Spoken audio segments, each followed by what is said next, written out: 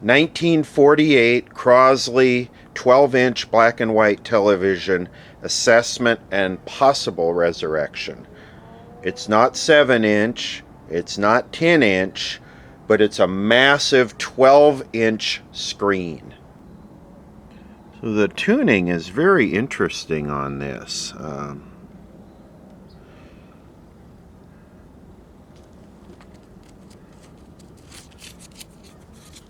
Belongs to a friend of mine.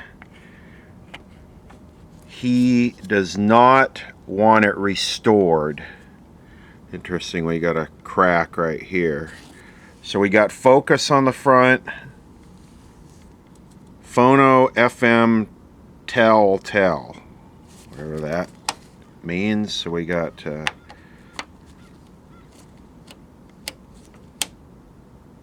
so phono, FM, tell, and tell. I guess maybe that's two different bands on the, okay, 1 to 6 and then 7 to 13. Okay. He does not want it restored. He wants to know the condition of the guts for possible future restoration, and probably what's going to happen with it in the short term is the chassis is going to come out, be put into storage, and like a more modern 12-inch color set will go into this for display purposes. And he needs something that's going to be reliable and energy efficient and compatible with whatever. Condition of the case is whatever. Maybe I'll make that the word of the day, whatever. This TV is just like whatever, you know?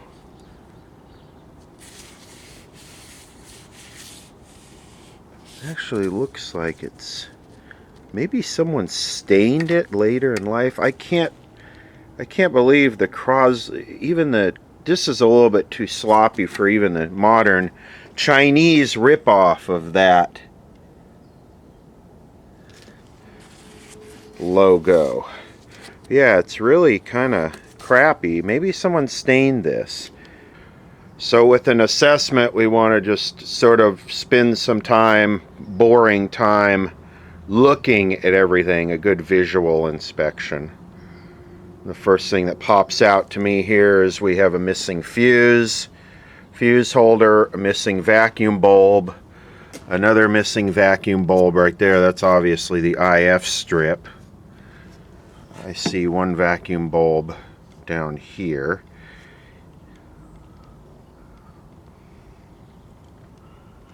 A nice size speaker. And yeah, that probably is a 12 LP4. There's your date right there. May 28th, 1948.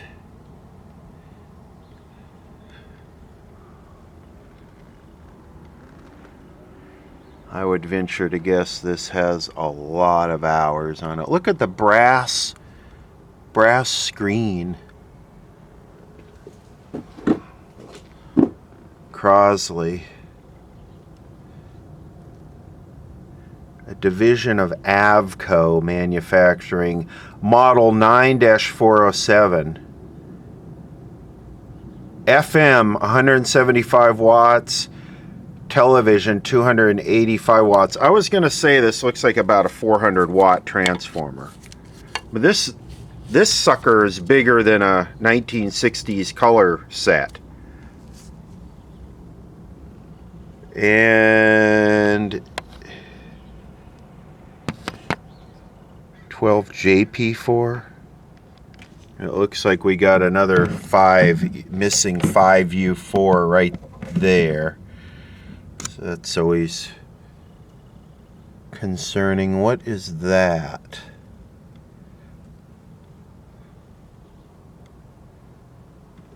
Looks very well made. I'm digging on this ion magnet here. That's pretty classy. Do we have any vacuum bulbs inside here? We do. Several of them. Okay, so the first thing we want to do is test the 12JP4. I wonder what the difference between LP4 and JP4 is. I'm sure someone watching knows. Maybe one is electronic focus and the other one's magnetic. This is obviously magnetic. It doesn't have the pin over here, and it has this big magnet assembly on it.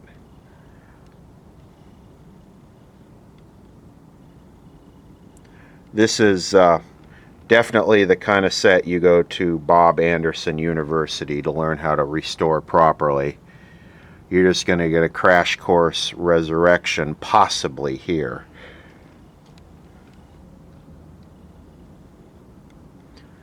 You go over to Bob Anderson's channel if you want to restore something like this, and you spend I don't know, 40 to 80 hours watching his full multi-step, multi-segment restoration projects, and you'll have a good idea on how to do this right. The proper way to fully restore this so it's reliable. Changing lots and lots of capacitors, lots of resistors, full alignment, probably replacing some of the micas inside these cans if these have those. See, I picked this up from a flea market last weekend,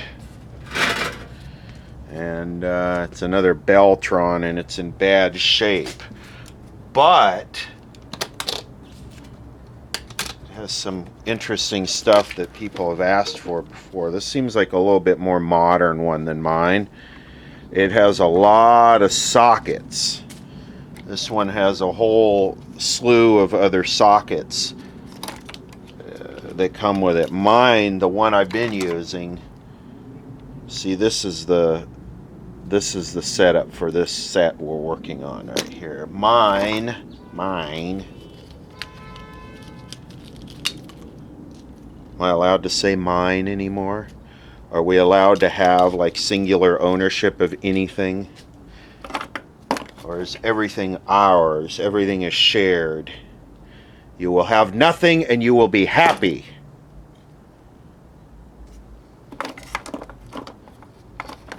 And I was just reading that YouTube,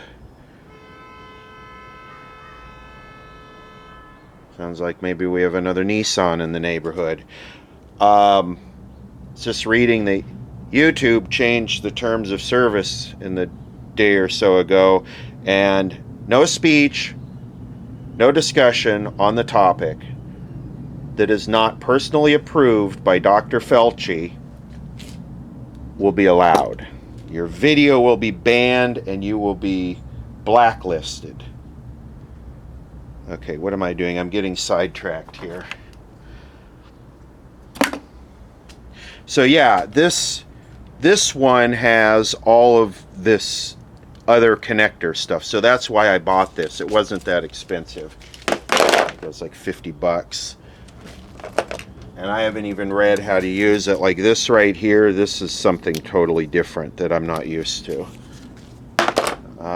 Also, people had asked about, this is going to be a long run-on video. People had asked about the schematic of how this thing worked, and somebody, oh, here we go, here's instructions. Somebody had figured it out. But yeah, this is basically the Beltron, right? This is their patented system. So what do we have? We have a resistor here. We have, looks like a doubler circuit, 2 diodes, 2 capacitors. Then we got 2 light bulbs. That's the connector. So all this thing is, the way this thing restores CRTs is it just doubles the line voltage and then runs it through a couple light bulbs to current limit. In fact, I believe this is like the full description and how this schematics and everything. So there you go. You want to know how it works? There's your schematics. Maintenance aids. So, yeah, nothing magical about the Beltron. get yourself a couple light bulbs, a couple diodes, and a couple capacitors, and you too can have one of these. Oh, look at this. Look at this, a brand new light bulb.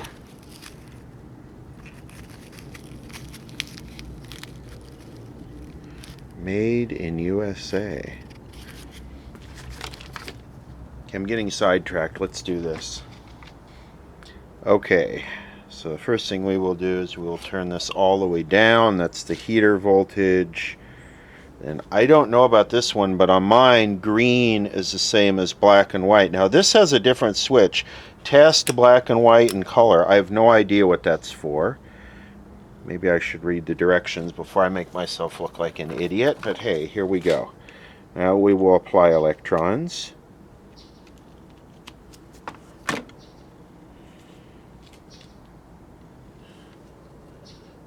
And we will ejaculate this until we get about 6 volts.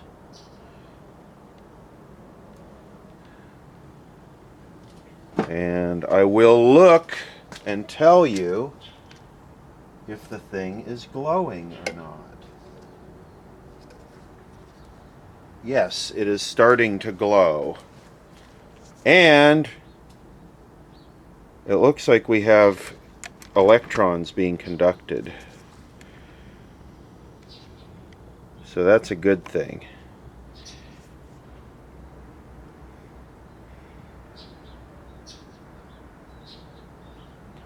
Now, not being used to this tester, I don't know what's good or bad. On the one I've been using, let's try and do that right? On the one I've been using, it would be all the way up. If it was a strong CRT, it would be between 0.8 and 1. But getting used to your equipment is kind of a big part of having an accurate test results. So what I might have to do is I might have to grab mine and we can just kind of compare. I might do that. So we're basically at like 0.5 mid-scale. Okay, so here's the one y'all are used to looking at. And yeah, it's definitely nice to live in the land of plenty. I gotta say, you know, I just continuously find all of this cool stuff. It's readily available. I see people in the comments constantly saying, I wish I could find that, or I wish I could find this, or I wish I could find a roundy where I live, or I wish I could find this where I live. And I guess Los Angeles is kind of still got a lot of this stuff around, but I'll tell you, as the walls come closing in with on the freedom tip, this place like Russia sure is looking more attractive. They got cool old electronics there. I think I'm just too damn old to learn a new language. But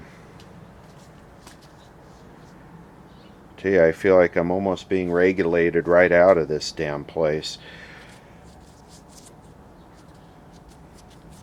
So we're getting about the same results, so that's good. So let's try and resurrect, assuming the power transformer is good, the flyback is good, the yoke is good,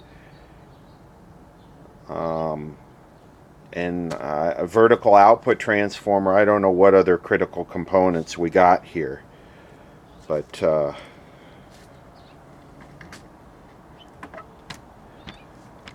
definitely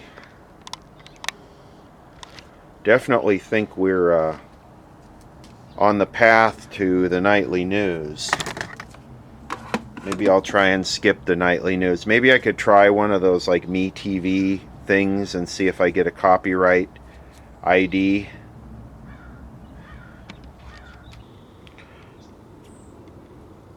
You know, you really have to question things when some dumbass politician I'm counting like 30 tubes in this set. That is just insane. Let's see, what do we have here? 6 AG5. I wonder if that's one of these that's missing. Okay, according to the chart, this is supposed to be a 6AG5 right here. This is supposed to be a 6AL5, which is one of these. It's just a dual diode little peanut tube. This is supposed to be a 5U4. I'm going to get this up on its side and we'll have a look underneath. This thing is just layers of tubes. Look at all of them right here. All I can say is wow. Look at this thing. Look at the relay. That's a first. To see a relay like that in a non-remote set.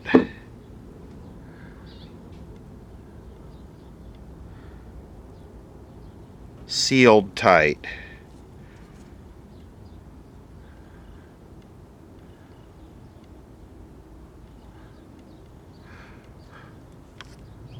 This is a recapper's dream right here.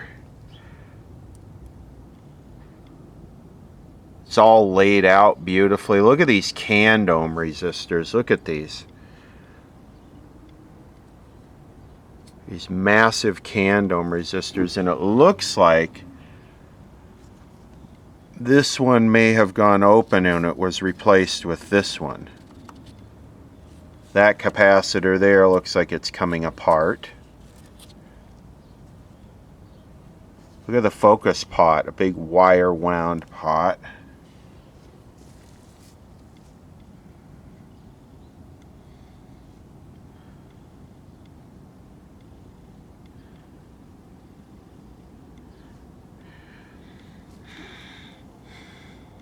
It's kind of concerning that a rectifier is missing and the fuse is missing.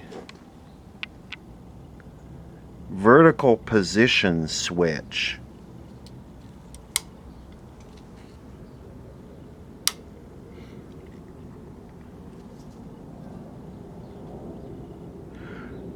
This is some serious, this would be some serious work to fully restore this.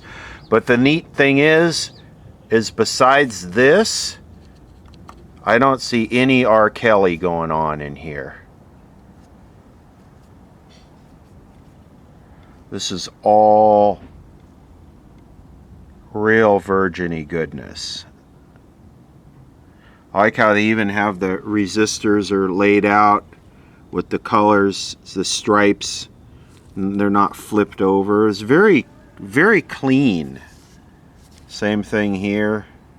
Same thing here. Is this factory? Did they really build it like this by paralleling two 10Ks to get 5K and paralleling 200Ks to get 500K? Did they really do that?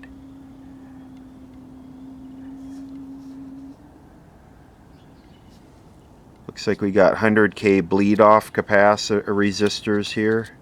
Notice, well, no, they are flipped, okay.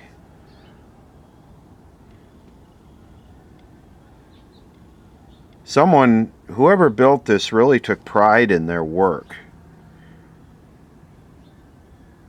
Well, it was probably a whole series of people that built it. Anyway, maybe I should stop talking and make something happen here.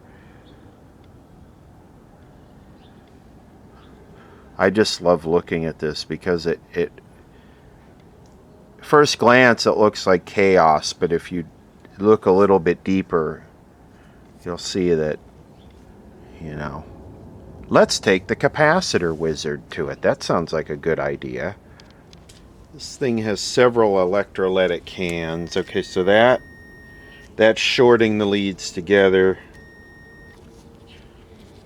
So all these big cans should read up in the green. Now this is more for entertainment because these capacitors are you know, bad. Okay, well, hold on. Let me get a good ground here. That one's okay. That one's okay. They're probably shorted.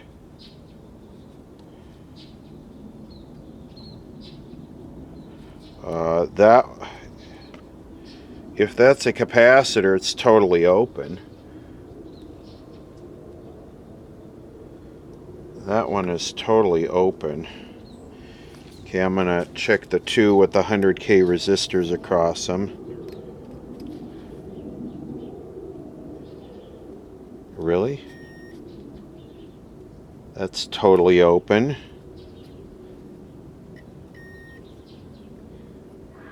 That's totally open. That's totally open. Totally, like, you know, like, yeah, like totally. Like Britney Spears, like.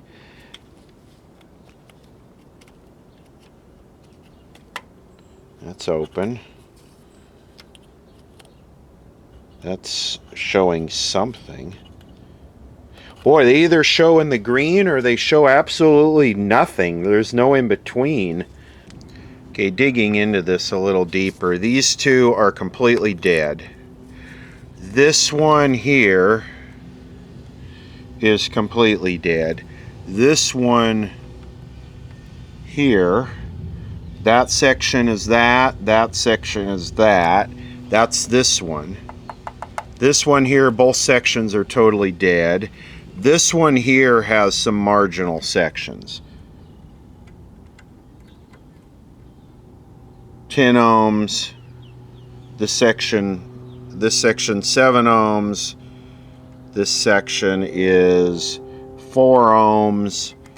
This section is 5 ohms. These two over here, let me see. These are not connected, but this one's good. This one's good. This one's bad.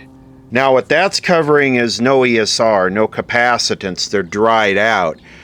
That doesn't necessarily mean they won't short, or, you know, when I apply 400 volts to them, they won't start to reform and then short and get hot and vent. Maybe reforming them, the capacitance will go up. Maybe they're like dead lead acid batteries. When a lead acid battery goes completely, totally dead, the resistance goes way up. And then as you charge it, the resistance will start to come down and the current draw will go up. I'm talking about totally dead.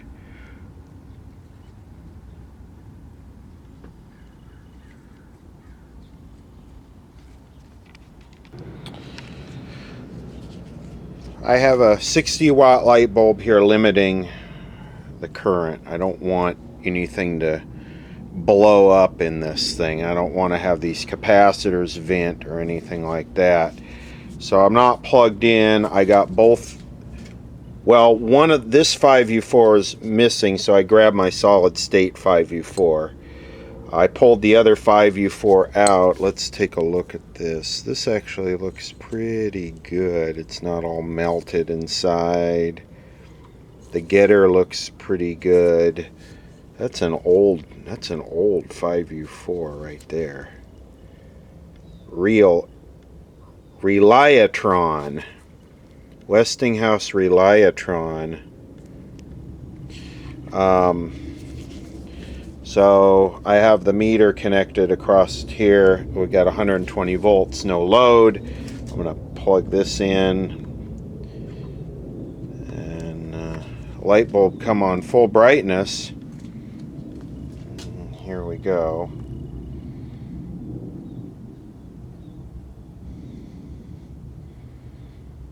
So as the filaments in the TV warm up, the resistance increases and the current consumption drops.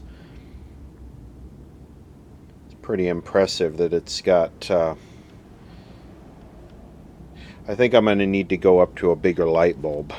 Okay, I grabbed a 200 and a 500. Now we're up to 43 volts here. I will be curious to see if those capacitors, if they reform, if we're able to reform them.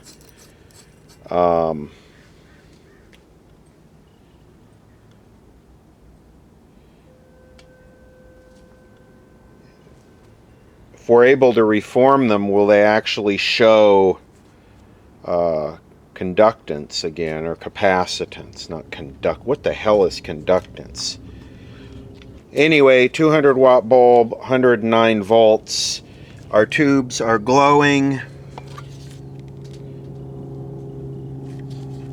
This is an interesting tube right here. So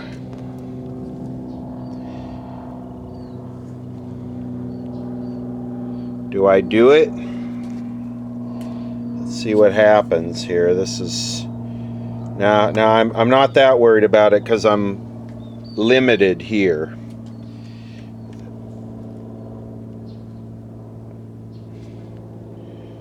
Okay, so that did nothing. I wonder if this is a doubler circuit where it needs both of these tubes. I'm going to do this one. Okay, same thing. That did nothing. So what I'm going to do is I'm going to put this one in. And it got a little bit brighter there because of the filament. And I'm going to put this one in.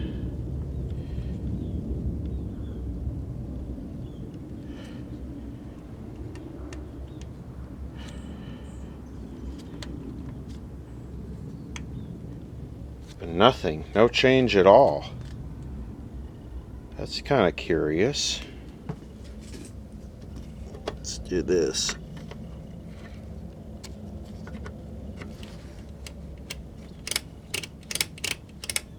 Oh, I have the fuse bypassed. And I'm not worried about that because I'm using the light bulb as a current limiter. This is just a 6AL5 is just a detector. I'm not worried. But this is interesting. We have no B plus at all. That's curious. I wonder if the secondary of the transformer's open. When I plug this in, I would expect all these tubes to start drawing current off the B plus and this to get brighter, but there's no change at all.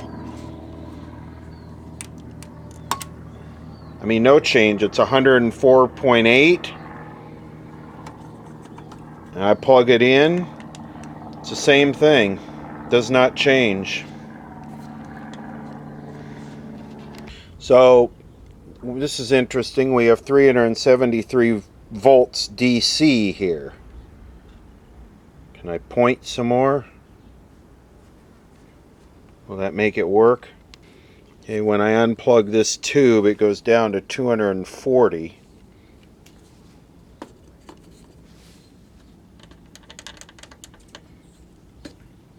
So that's interesting.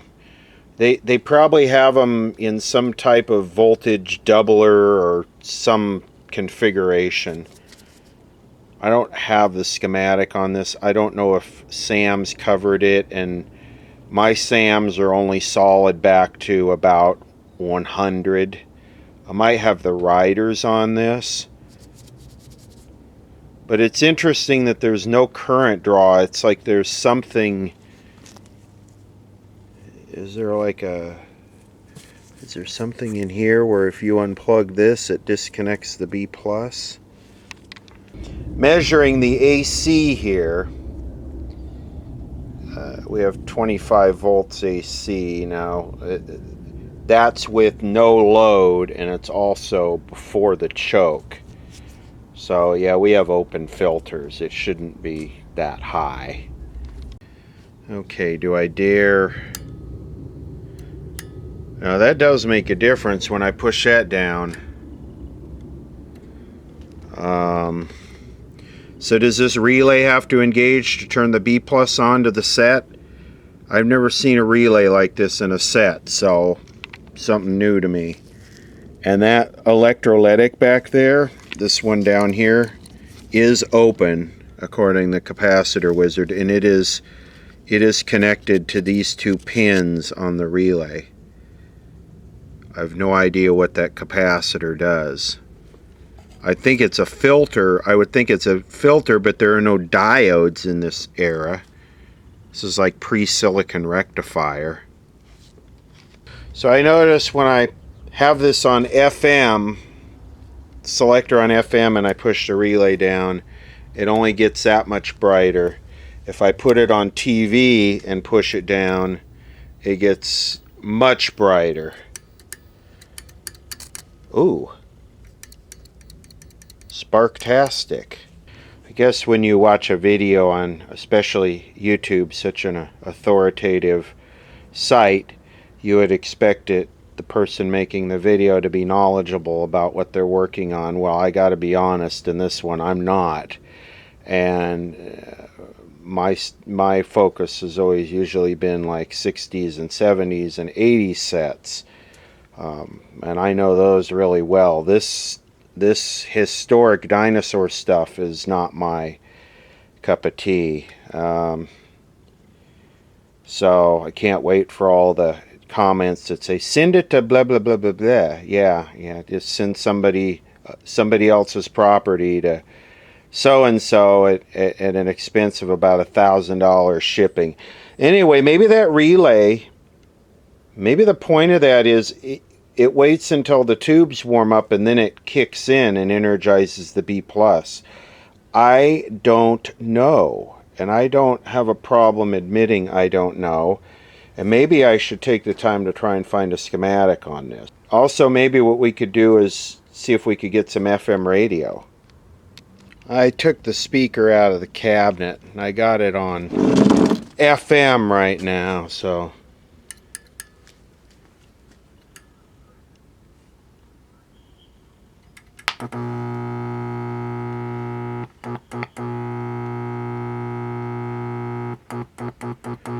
that is about what I would expect.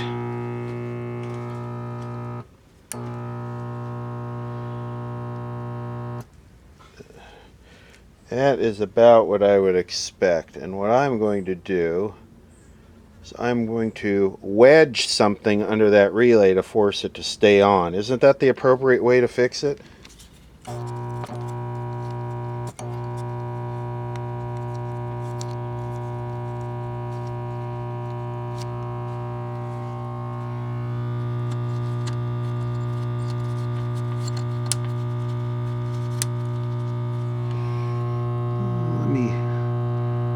Shoot some lube in this thing. These pots are dry and crusty. Maybe in there.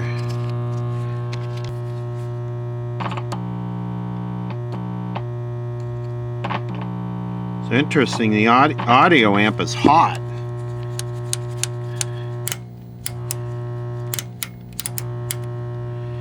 Audio amp is hot. So what we should have is I think this is probably the vertical output transformer. We should have a choke, or comes out of the rectifiers into a capacitor, into a choke, into another capacitor. Let's see what we got here. 193 volts,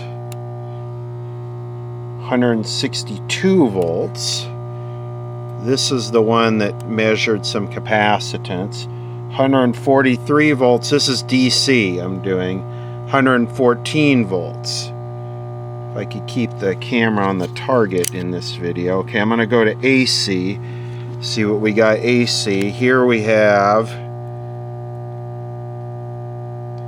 14.58 volts AC, 14.41 volts AC. We should have no AC. This is a capacitor that measured good. We have 0.2 volts and 0.1 volt. So this capacitor is working. This one we have a whole bunch of AC here. Let's check this capacitor here. We have 0, 0. This capacitor might not be active right now. This might be for the TV.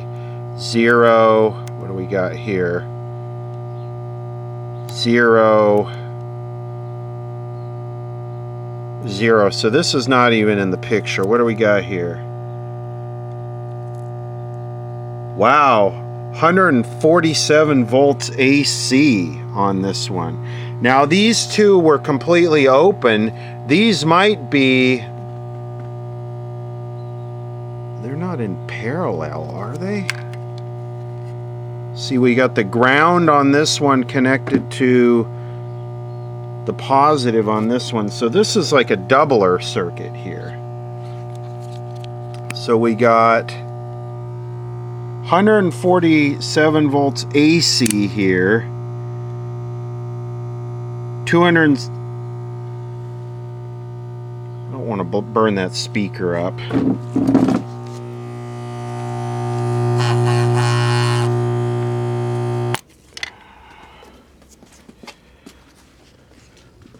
Just driving like 3 watts of 100% duty cycle, 60 hertz into it.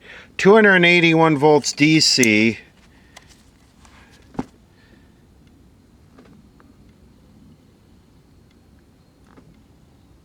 $147 volts AC. Let's see. Let me do this. Let me measure, because these capacitors are isolated from the chassis. Let me measure directly across the capacitor. So on this one we have 28 volts AC, 56 volts DC. On this one we have 230 volts DC,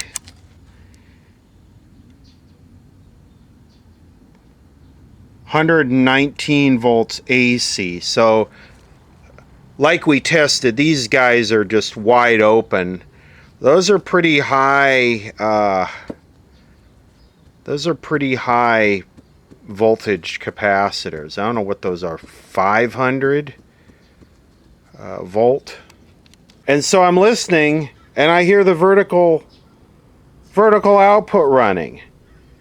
And even with all these bad capacitors, and I know it's the vertical output because when I adjust the vertical hold, I can hear it change. Let me see if I can put this camera up against there and I'll adjust the vertical hold.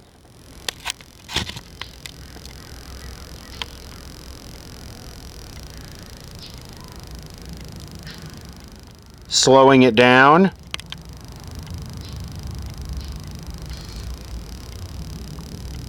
Speeding it up.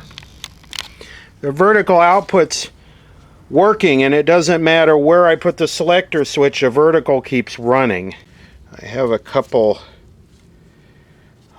100 microfarad at 450 volt caps here. So ground goes to ground, or negative goes to negative. Let's see what we got here. We got 118 volts AC and 230 volts DC. Now I expect the DC to go up and the AC to go down, and we'll probably get a big spark when we do this. Well,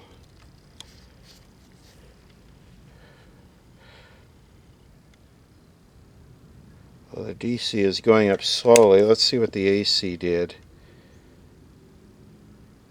The AC went to 0.7. I'm going to disconnect it. 120.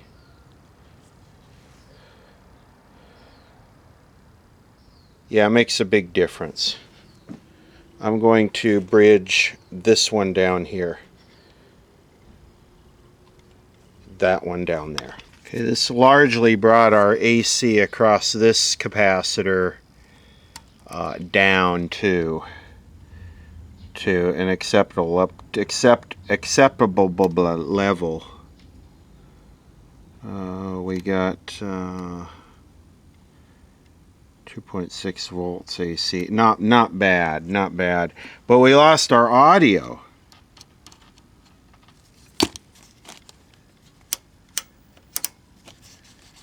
Seems like we lost our audio. I don't know what happened. All the hum and everything. You can really hear that vertical transformer right now. But yeah, it got extremely quiet.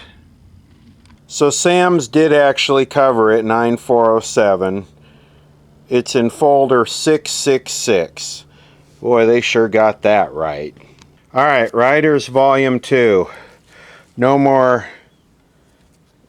screwing around. Let's dip into the realm of the silverfish. It is in here. Here it is. Crosley 9-407.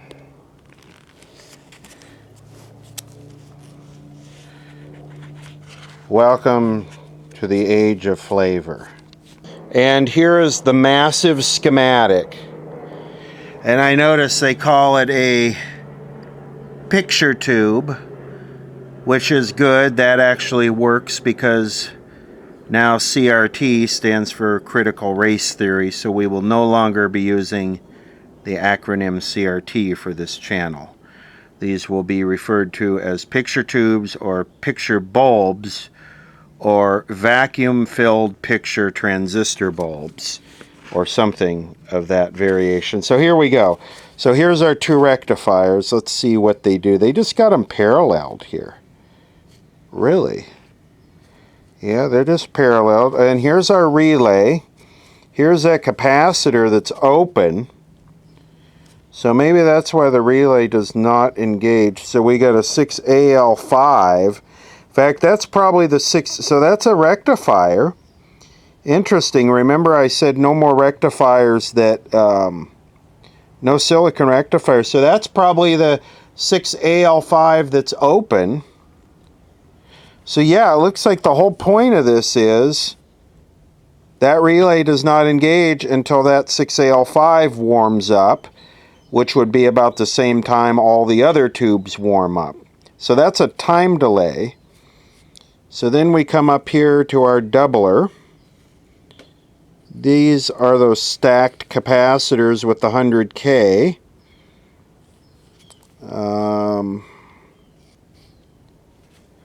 That we probably want to make sure that that one is good. Here's our choke. Here's our other electrolytics. Reactance tube.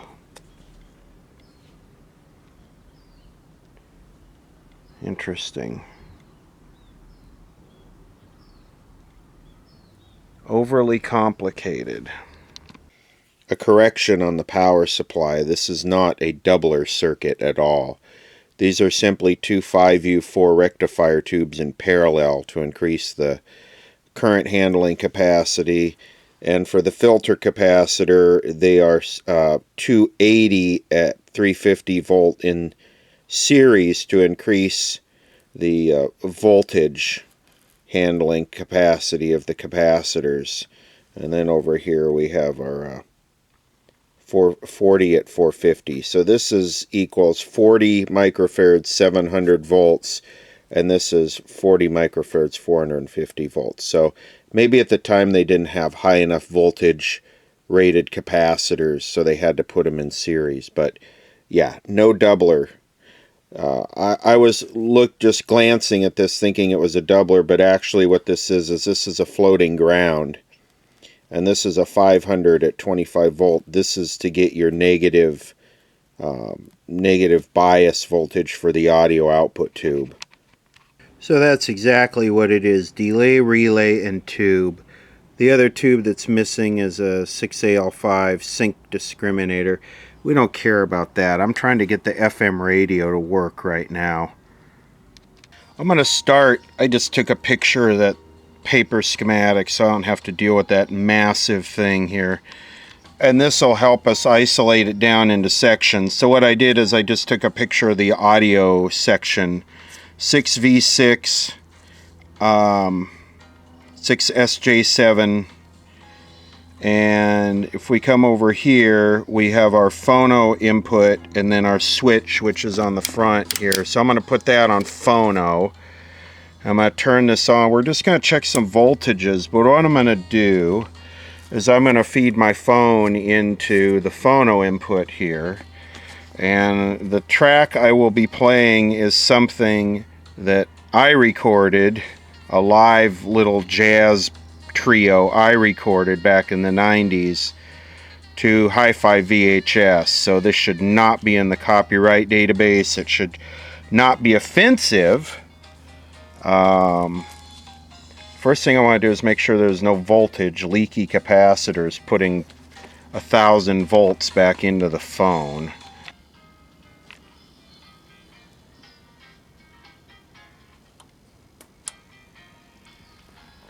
Boy, we got barely any gain.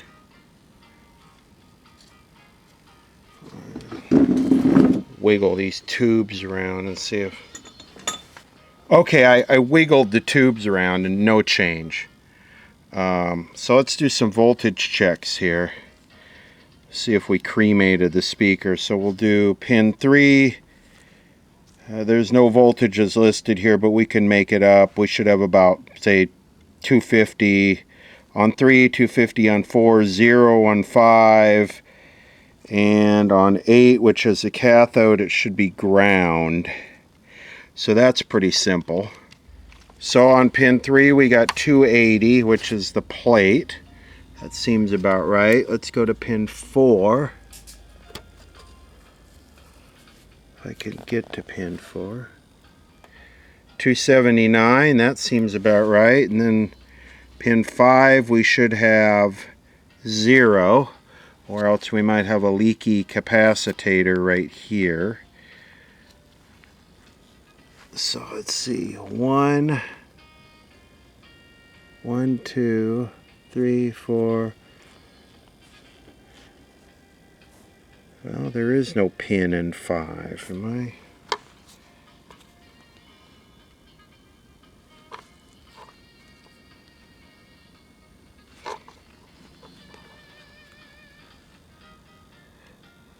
One, 2, 3, 4, 5, right here. Duh. 279 volts. Okay, something's wrong here. Stand by. So that is accurate. We have 265 volts on the control grid. How is that possible? So we go through a capacitor, then we come over here to the plate, which is fed by 100K. So here's that capacitor right here. And then that comes over to right here, which is fed by 100K. We got 200 volts here. We got 289 volts there, and then it comes down through 100K to negative 12 volts. So let's see, here's that 100K, so we have negative 9 volts here. How the hell do we have 280 volts on the grid of this tube? How is that tube not like red plating and burning the audio output transformer up and everything else? How's that possible? Because we only have 200 volts here. Even if this capacitor was shorted, we wouldn't have any more than 200 volts there. So it's got to be coming through the tube. Let me yank that tube out. Well, I pull the tube out. The voltage stays at 291. Am I like being... Am I on the Jason JJ Cruise bus right now? What is going on here? How is this possible? Power, audio, amp. Okay, what am I? Okay, this also comes up and goes over to here. Do I have the speaker plugged into the wrong place? Oh, what the... You know, I think I did. I think I had the speak... Yeah, I had the speak... Yeah, this is an incredibly dumb design. Okay. This was built back in the time when people were not idiots like me. Jeez.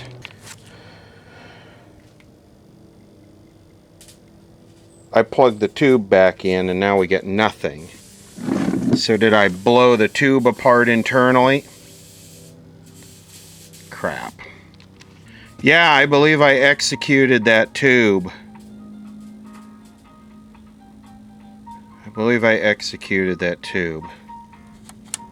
Because it's come up, but there's no gain. The voltages look good now.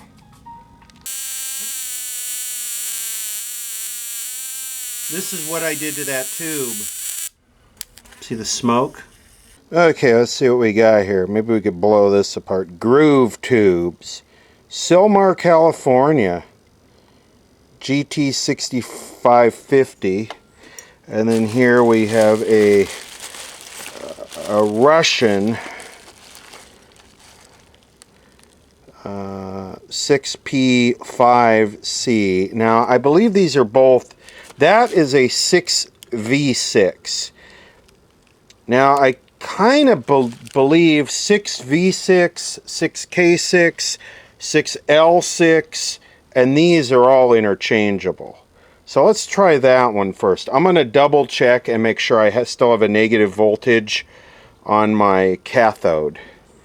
Not cathode, my control grid. And yeah, we have negative 8 volts here. And since the cathode is grounded, we need the grid to be negative of the cathode, which it is. So let's go with this guy here.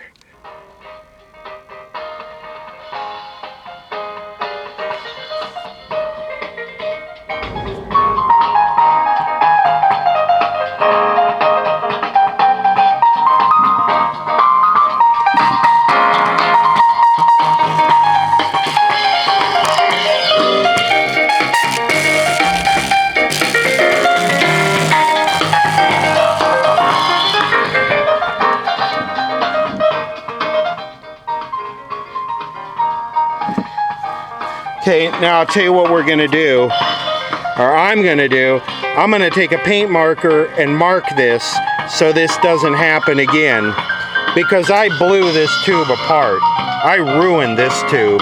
It was good. Oops. Okay. It will not happen again, I promise. So now we have negative 10 volts there now that that tube is conducting. So it does not appear that this capacitor is leaky because we have our 200 here on the plate, or 150. That went down a little bit, didn't it? So we should have... See what we have on number 6 here. Okay, so on number 6 we have a 1 meg feeding, and then we have a capacitor here. We might have a leaky capacitor here because we have 204, and then over here we have 55. We could pull that tube out and see. It should go up. If the capacitor is leaky, it'll pull that voltage down, but you know, I think we have enough gain here right now, actually.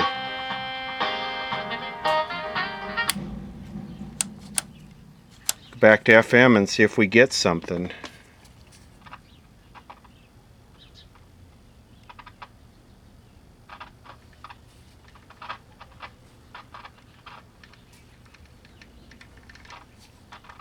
I hear some static.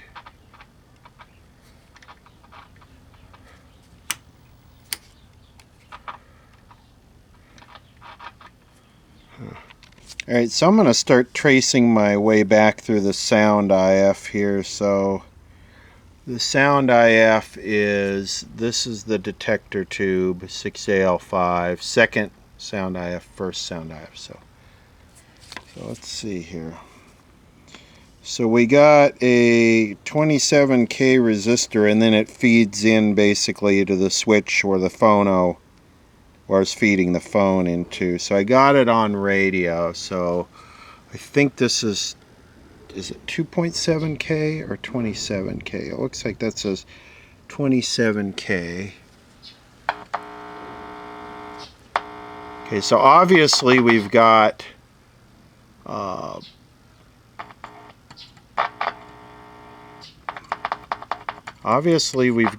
activity back to the detector tube. I'm just going to keep working my way back and see what I find. So let's go to this and let's check the voltage. Is that pin 5? We should have 300 volts through a 1K through the transformer. Is that 1K? It says 1K, 1/2 watt. Oh, there's a 1K. Let's see, is this our 300 volts? Well, it's 200.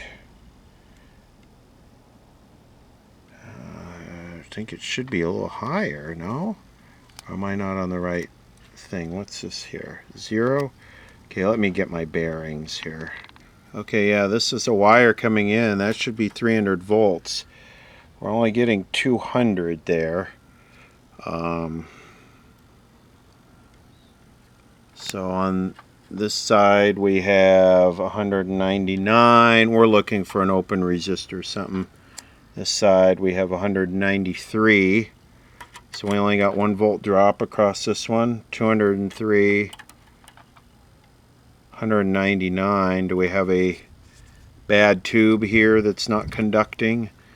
Let's see, we should check this pin here. Make sure we got voltage there. Comes up 47K 2 watt. I guess that would be this guy.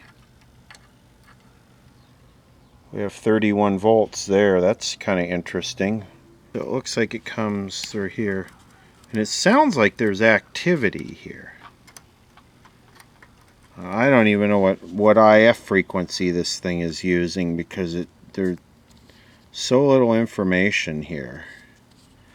So then from there it goes back to the video. Okay, from there it comes back to this first video tube, 6AG5, and we have voltage. We have voltage here.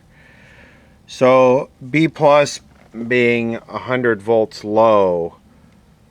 Keep in mind we're still going through the light bulb over here as protection. We still got our protection there because I do have the fuse bypassed.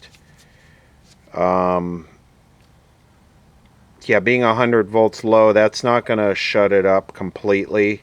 It would knock it down, but it's not going to make it dead silent the way it is. So what's going on here? It seems like we have activity all the way back to the tuner. Okay, I kept rotating this. Now I got hiss from the speaker.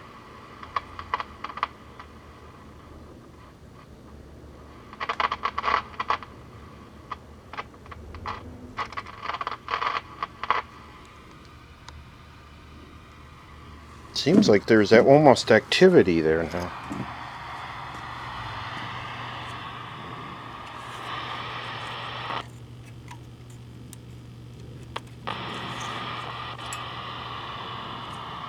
Is it just way off frequency or what? Sure does sound like we have activity through the tuner. We got a lot of hum though. You don't really hear it, but there's a lot of hum there.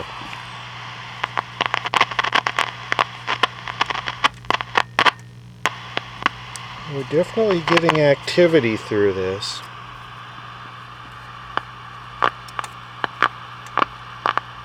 Oh no, I'm sorry, the detector for that is down here. This is the audio right here.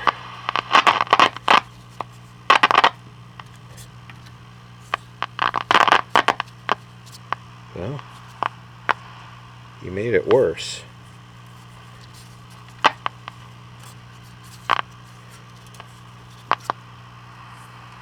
I just want to listen to NPR, damn it.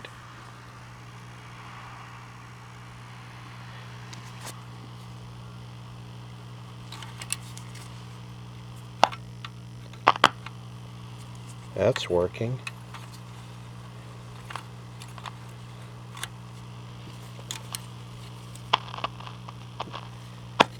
That's working.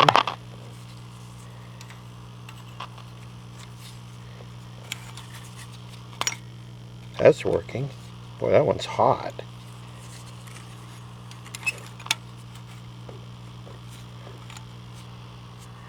Yeah, weird.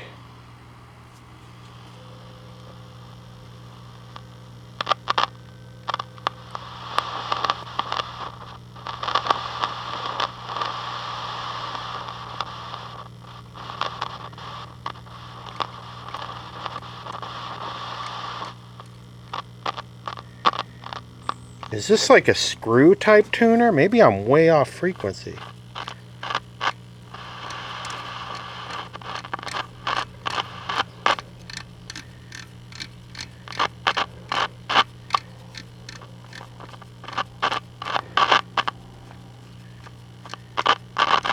How does this thing work? Me stupid.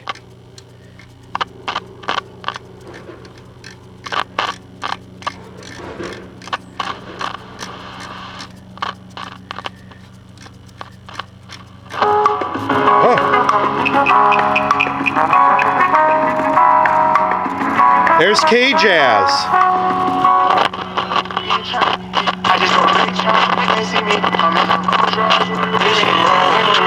But I'm always right, so I know how to shoot, and I know how to fight.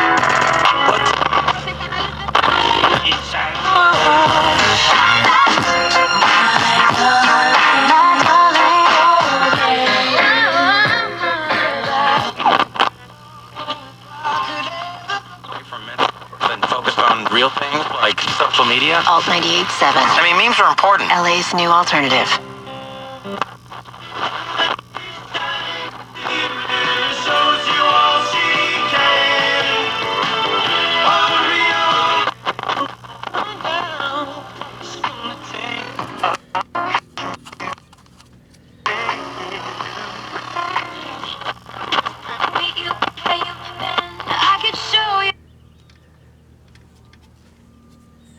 Okay, what? Flake-tastic. What happened here? Did the speaker go open?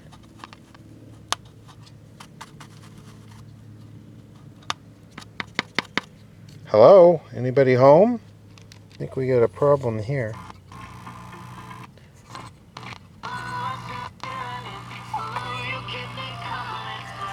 Why did we pick up all this hum all of a sudden? Let me go back to this. It's 12 o'clock. I'm Carrie Steele. It's time for the Midday Mix, sponsored by Valley View Casino and Hotel. Yeah, that got rid of the hum. That got rid of a lot of the hum. Yeah. Definitely a lighter, softer touch with the tube versus a solid state.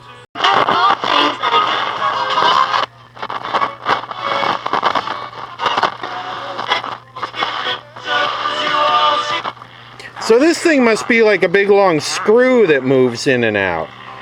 That's a tremendous burden at times to carry. I kind of like it. That's next time on Focus. I see, we've got a failed solder joint here.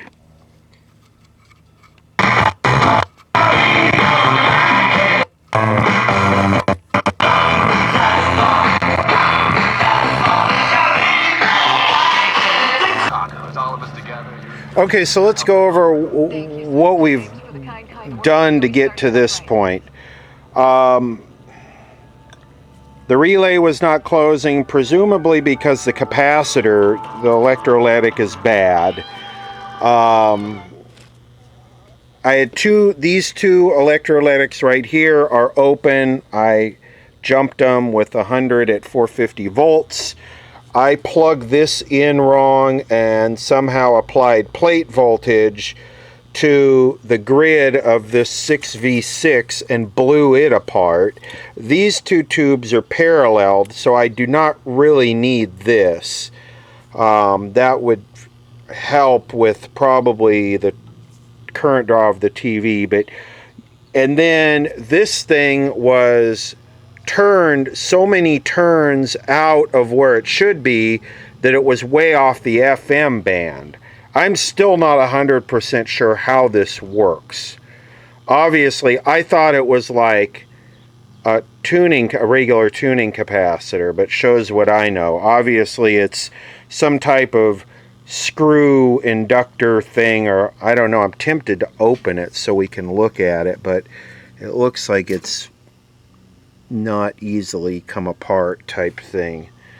So that's what I've done to get to where I'm at. So we got FM now, and it works really good.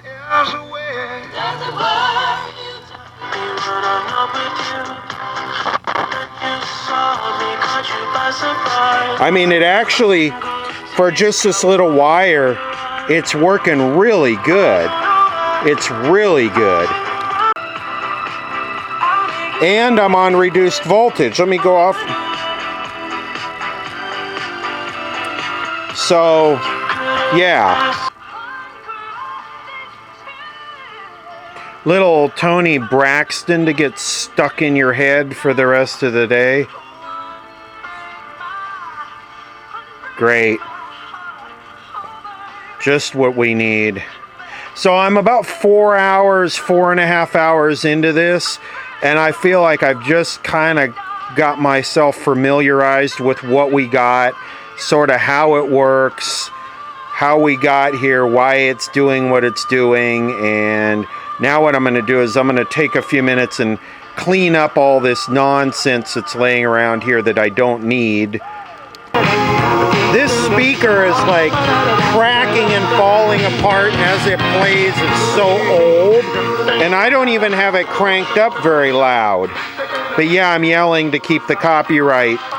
Okay, so if I jump this one, I get rid of the hum completely. You probably can't hear it in the camera, but I can hear it. This gets rid of the hum completely. Or the Beatles, this will get.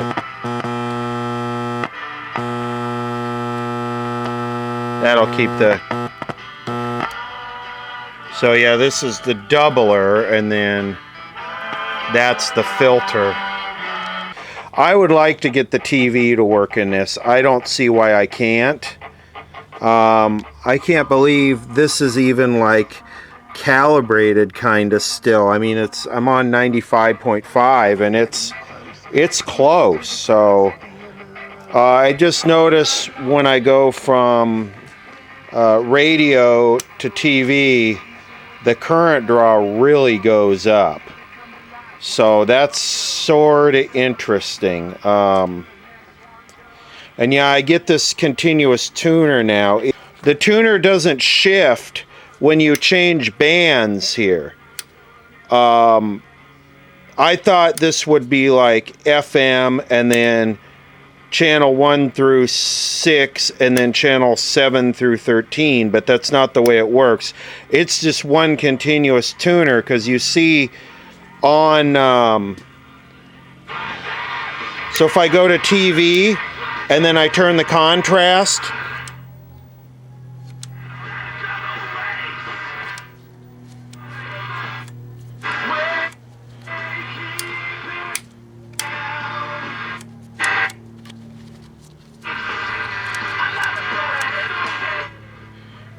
so it's interesting. I'm not quite sure what the exact operating thing is, but it's continuous. So I guess going from the FM band, you'd have to turn it 10 times to get to channel 13. I don't know.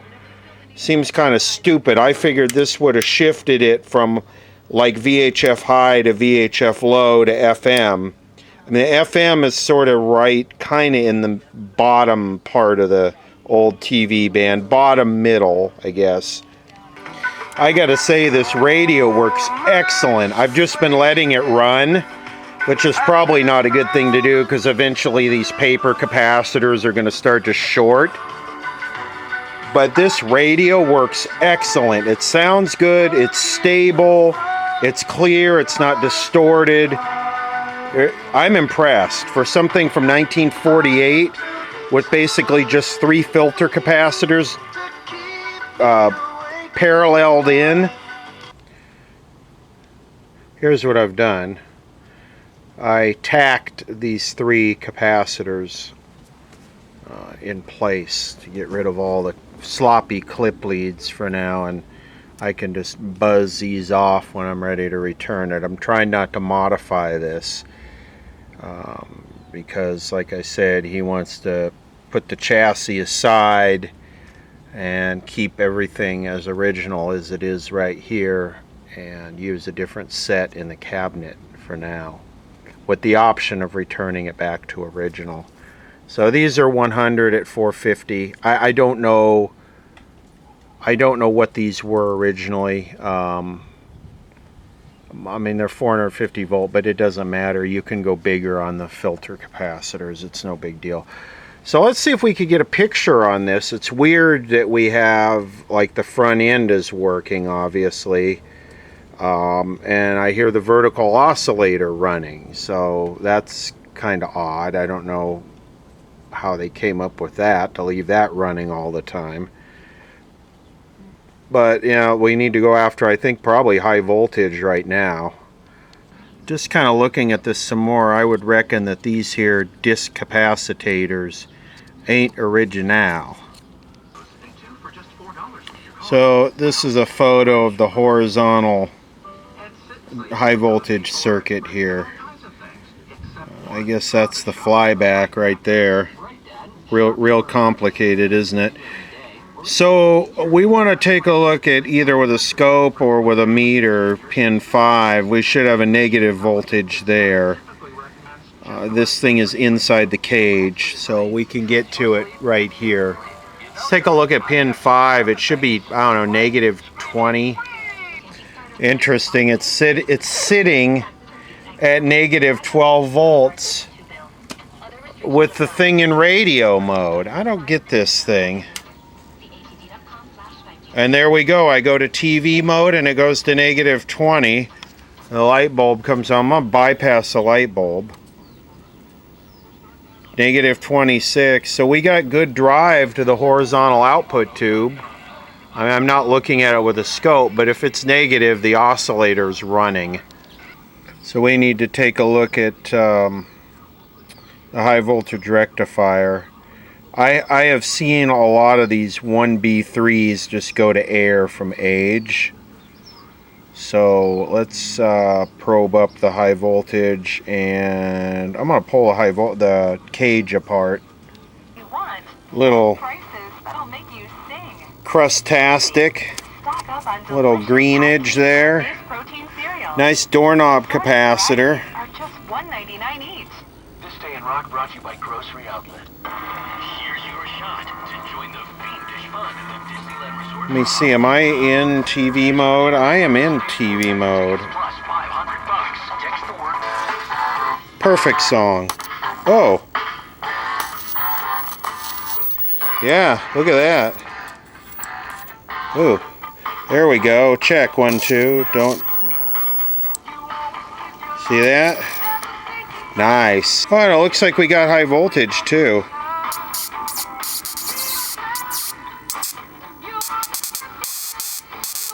Don't try that without yes playing, folks.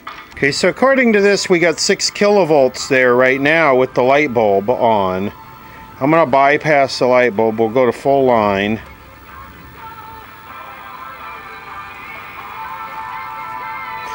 Eight kilovolts. Why don't we have anything from the screen here? So you have your pick. 12 JP4, 12 KP4, 12 LP4. So they are all the same. So in order for this thing to produce light, to activate the phosphor on the front, I believe we need... I wonder what this is. What is this? Set so that the tube cuts off with negative 30 volts on the grid. Okay, so we need to have positive voltage here, and this needs to be low. Is that brown? That's yellow in later years. So we need voltage on red, low voltage, and the brightness, this should be the brightness. So the brighter you make the CRT, the lower you make that voltage. So when this voltage is low, it's bright. To test the CRT, we can just ground this. If we have voltage on red and we ground 11, it should go full bright. Okay, so the two wires for those two wires for the CRT are right here and right here. And on this one right here. So with the brightness all the way down, meaning minimum brightness, we have 61 volts. I'm going to turn the brightness up. So that's, there go the blambulance. So yeah, that's exactly what that does. And then on the other one, we have 151, 150, 60, whatever. The blambulance. So that's bypassing the light bulb. So why don't we have emissions out of this thing? Is the magnet way off? Everything with the CRT looks good. Oh, and now all the dogs be going off.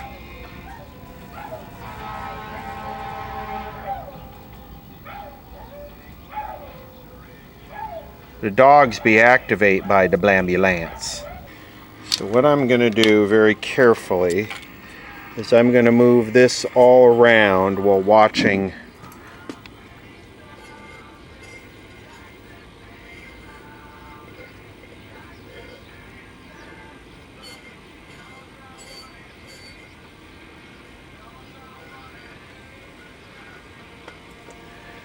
Huh.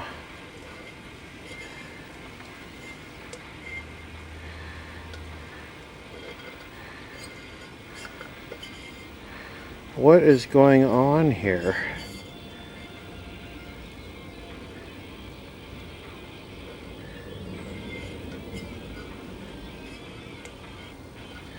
This is not rocket science to get emissions out of a CRT that checks good. Wait, I think we got something here. There we go. Yeah, the blambulance be in effect. Oh, look at that. I think the focus pot's bad. See that? It actually, yeah. But I could swear I smell something burning on full power. I'd like to know the wattage this is drawing. 314 watts. 285 watts, but that's at 117 volts, so it's a little high. So I need to find one of these, but what I'm tripping out off right now is where's the horizontal hold control? I can't find it on the set. We have horizontal drive. We have focus control, horizontal linearity. Here's the saw generator. Reactance. Oh wait, here we go. Horizontal hold, horizontal phase. Z204. It's kind of an odd setup. So it's this right here. Is it okay to like Post Malone? Post Malone is actually kind of cool. So this is the 6AL5 here for that relay. What I'm going to do is I'm going to take and put that in here.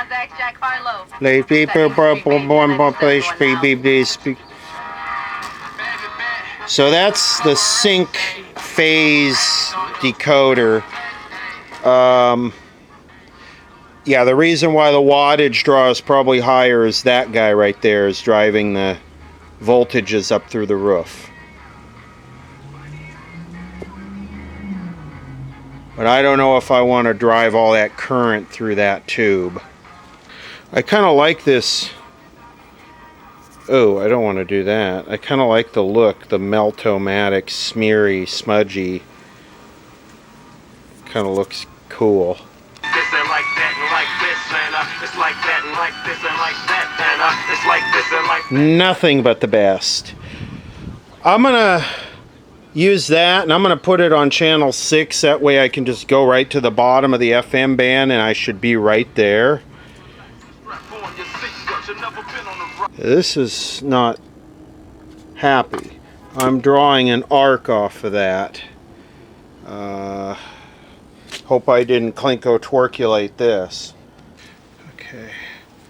Now to see if we cremated this thing. So let's go to 6. Okay, we'll turn this up.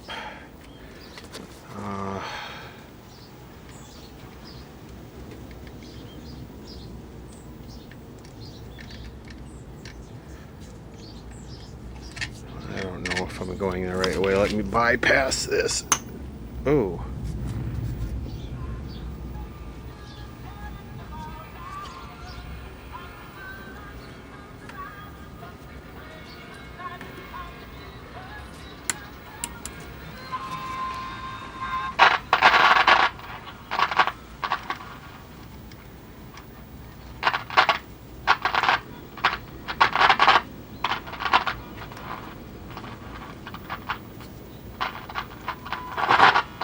Oh,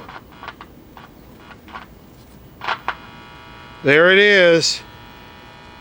Window circle. Wow, there's your very first image. Let me turn the brightness down. There it is.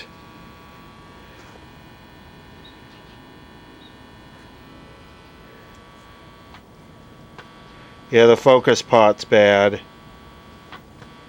Looks like I could get it right on edge. Let's see, let's go to, there's that. We are ready to get that Jerry Springer cranked up. Plenty of brightness. I mean, it just worked. I didn't even have to adjust the horizontal hold control. See, this is at TV 1 and 2. I'm not sure what that does. But there it is. So if we want to watch TV, we need to get down to like channel... Let's go try and go down to channel 4.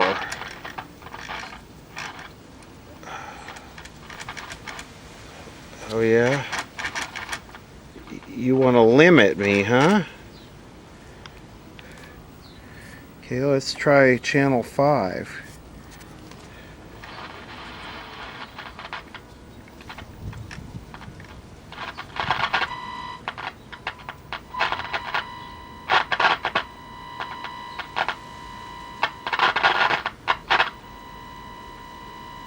Okay, let me pull some RF out of this to make sure I'm not just on like a harmonica 5.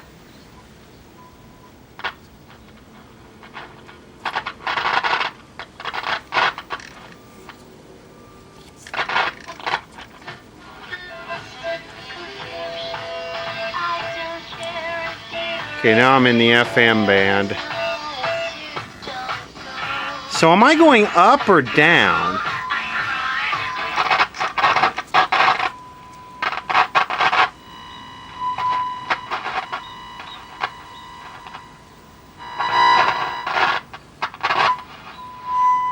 Okay, there's the audio carrier. Why is...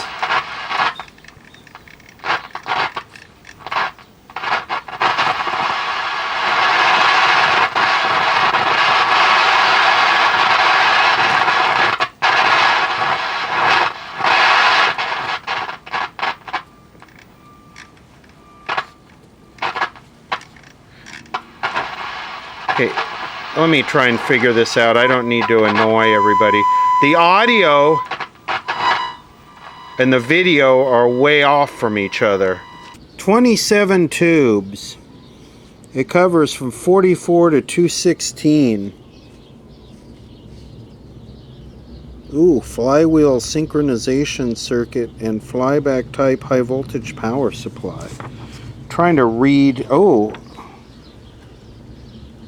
says it's only 84 pounds. I could swear it's heavier than that. See, the sound is off. The sound is here. The picture is up here. Something ain't right. I'm not sure exactly how this works. Oh boy. I smell a capacitor that's getting ready to let go. Oh boy. Somebody's gonna pop here.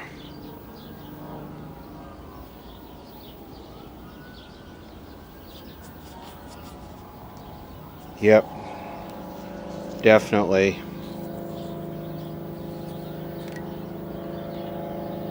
It's not that one. It is that one. Holy crap. So that was the other good one. I don't want to let it pop because this is not my set. Wow, is that sucker hot. Interesting, that's the capacitor that was totally open that I put the bridge, the electrolytic, and it started reforming. That's what I was wondering at the beginning of this video. When they start reforming, they actually will develop capacitance again. I need to let that cool off. See how bright the light is now in radio mode. Okay, I got it hooked to the converter box here.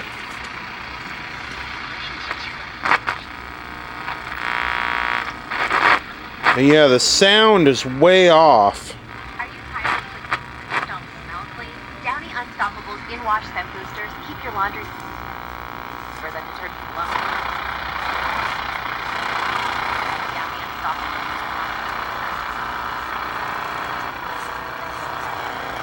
Yeah, just look. We have original cherry almond lotion keeps away the elbow drought. I love it. This one had a lot of husbands. And hydrating supplement lotion. Jargon. The latest macular degeneration makes law.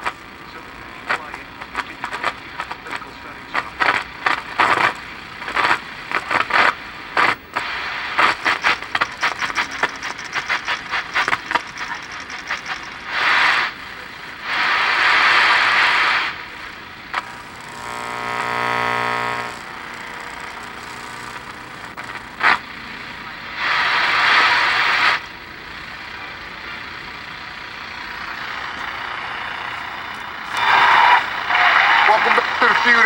We got to go with White Family 81. Give me my man, Big Pete. Big Daddy.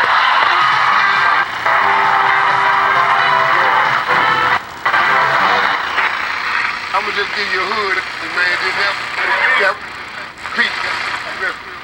That's your new fatty Pete.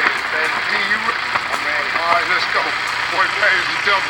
Top 6 answers on the board. Name something there's probably a lot that the pirate Austin found. Loot. There's a lot of treasure.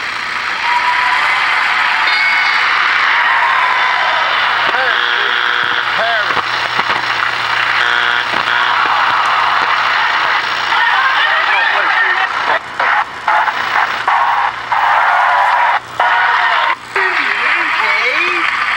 Last name's probably a lot of it Paris lost. Let's go with the hook. A lot of hook.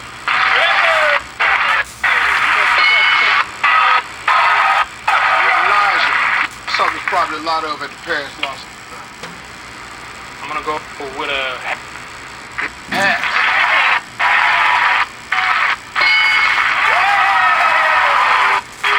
Miss Tariq. Names, there's a lot of... That cutting in and out is the converter box. But I'm going to let this... That sucker's still... Wow, is that getting hot. I'm going to let that cool. Usually, once they cool off, they kind of reform and they unshort. They get hot and then they cool down and they're cool. But, yeah, I might have to... I don't want to cut the leads off of it because, like I said, we're trying to preserve the set.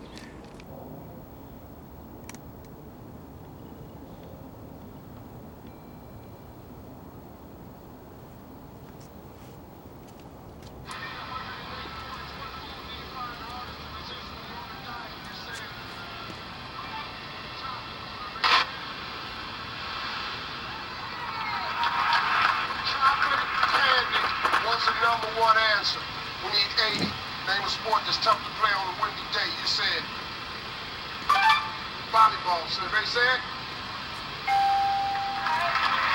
tennis. Tennis was the number. So now the capacitor is running cool. It's not getting hot. So tomorrow we'll have to check and see if it has capacitance again, if the ESR came down. So... the start of Dine LA and Oktoberfest. We've got the scoop. Inside so. Now keep in mind, I've changed 3 capacitors in this. 3 electrolytics, or I've added 3 electrolytics. And like I said right at the beginning of this video, it needs full recap of all the papers. It needs full alignment. Bob Anderson University. Join the rewards program for special benefits. WSS, all about food, always near you. Shop in-store or online. Shop WSS, now a proud partner of the Dodgers. Income-eligible renters impacted by COVID-19 can now get 100% of their past due rent and utility bills paid through the California COVID-19 Rent Relief Program. Landlords with tenants who haven't paid rent because of COVID-19 are eligible for 100% reimbursement too. UBI. The application is fast, your information is private, and you won't be asked about citizenship.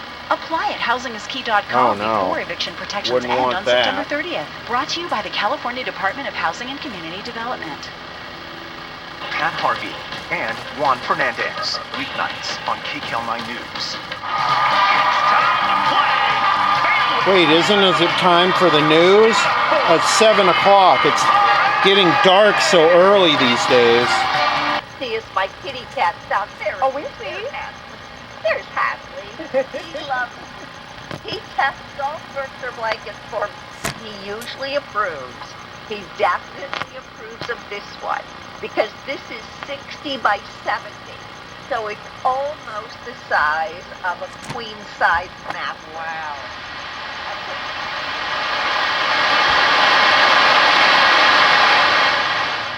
Don't know what velvet soft is. It's the silkiest, softest, cheesiest velvet ever created. And then the back side is an even longer brushed fiber. It's actually, Incredible. if I could peek the video, it's a sharp picture. If the focus control wasn't bad.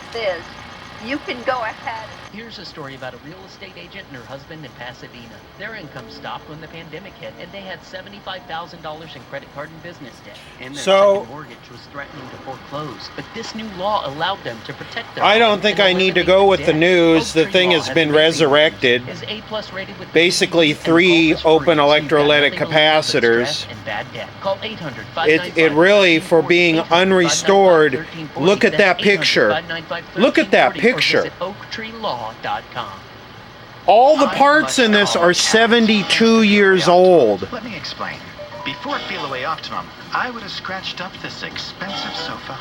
And you see this wall? I would have probably peed right on it. And if there was another cat in my spot, I would have attacked. Meow! But not anymore. Thanks to Feel Away Optimum, I feel way better. Feel Away Optimum, enhanced calming for cats. Available at Petco, PetSmart, or Ask Your Vet. Just got its own So it's starting to get unstable as it runs here. because the capacitors are the paper capacitors are probably getting leaky. So yeah, it's starting to get unstable. And drive home with the new kid you've been searching for with no payments for 3 months. That's right, no payments till the end of the year. Available on all new car inventory, including the Kia Telluride, Sorento, Stinger, and more. Visit us today. Car Pros Kia, Glendale. Basically, I need to be superhuman. I've got to be strong for everyone I look after. Fortunately, there's help. With Optum, I've got a team of doctors making sure I get what I need. Anyway, I think we could call this a success. It was great seeing you again. I'll follow up with Dr. Wilson. If you recap this thing, it would be one hell of a performer. Recapped, aligned, checked all the resistors, set everything up. This would be one hell of a set. Hey, it's almost one hell of a set without nothing. Boy, the language has been good in this video. Having go kind of design. You see how it has an opening here. So I guess this is the money shot. It's kind of cool how that tube is glowing blue. In your house that you have that pile of stuff. Yeah. You want to get organized. We're going vertical. Yeah. So that's 2 baskets. I'm going to go with a 3rd basket. You know, that has a little. Again, open it, flip, snap it, and then stack it. So snap it and stack it. A pedestal thing and a toilet, and that's it. 0.0 storage. Right. So this is great. You know, if you put a basket out, you don't know what's in it, and you have to dig. Right. So this. I forgot to cover. This is all you're going to get out of this eye tube. This thing is done worn out. It's the next day, aka the morning after. And it's interesting where the ion trap ended up. If you remember from the beginning of the video, it was on the side by the high voltage cage. So what I'm going to do is pull all the capacitors that I paralleled out and return this thing to its original state, and then we'll use the capacitor wizard to check the ESR on the one that got super hot there. That one down there, it was originally open, and then after running it, it got super hot, and I sort of think maybe it sort of reformed, but it was totally open at the beginning of the video. I pulled my 3 capacitors back out, took my relay bypass cardboard out, my fuse out, and this is the capacitor right here that was totally open before, that got super hot. And yeah, it reformed up to about, okay, this is the other section, reformed up to about 50 ohms. It's probably more like a resistor than a capacitor, but just for the record, I would never reform capacitors if it was something I was going to use. I'd just replace them. I don't know, you go on DigiKey, to recap this entire unit with all the paper and everything, maybe $100. The electrolytics would probably be $35-40 if you bought the good ones. I mean, there's a lot of them in here. There's 1, 2, 3, 4, 5, 6, 7, 8, 9, 10, 11, 12, 13, 14, 15, so say $5 a piece. Maybe it would be more expensive than that, but yeah, if I was gonna restore this and use it, which this thing is worth doing, that is worth doing to this, I would definitely just do a full recap on it with all new, maybe a couple hundred, maybe $250. This stuff's not cheap anymore. Anyway, Resurrection, a 1948 Crosley. Put it back together and send it home. Who knows if it'll ever be needed, but like the connector for the speaker, I put a mark there, so if that thing gets bumped or moved around. These These paint markers, this should stay on there forever. This is what the junkyard uses on parts they sell.